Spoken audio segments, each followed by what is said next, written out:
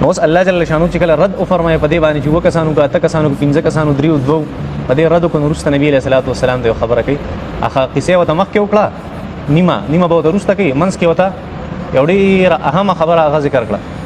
لکه مونږ چې چاته وایي دا کار د سې ته بداسه کې داسې بکې همنس کې سی خبره وړو ګورې دلته ګورې احتیاط کوا دا غینه پس په بیا د سې تربیت ته تربیت سٹارټ الله جل شانو هغه چې پیغمبره ته خلکو ته سوي چې زبر سبا کې سو کما د سې بیا مو تا ته سبا سبا ژوندې کې ژوندې بنې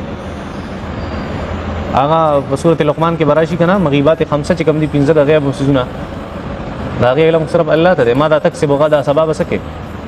ته دا موي سبب زده سکوم سبب زدا ويم سبب دا شي راولم زبدا سکوم زبدا نه دا سي مو وای ک الله وختنه سبب داسي الله وخت ازمغه عقیده دار چې الله جل شانو فیصله د بنده په فیصله باندې غالب وي او انسان که فیصله کوي هم د الله جل شانو د فیصله مطابق به کوي ال کار کوي دا څه ده د معتزله او عقیده چې د بنده چې کومه فیصله ده د الله په فیصله باندې غالب وي دلایل دی باقاعده خپل زبان دا غیره زموږ عقیده ده چې د الله فیصله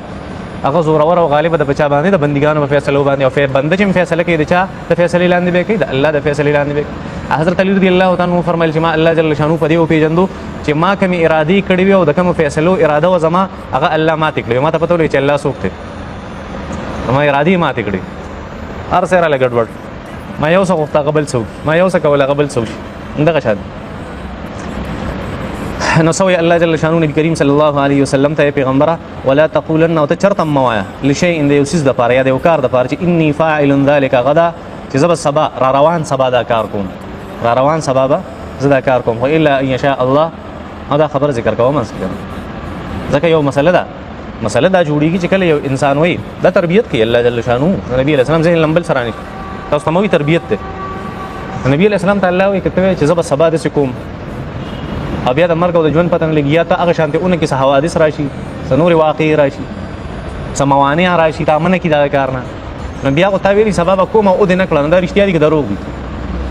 دا څونه خطرناک کار دی نه پیغمبر چرته موعظه به سبا دې کوم الا ان شاء الله دا الله خو دا بس الله وختو بشي او الله نه وخته بس نه بکیږي اوس قصاص نه ته استثناء ویلې څه استثناء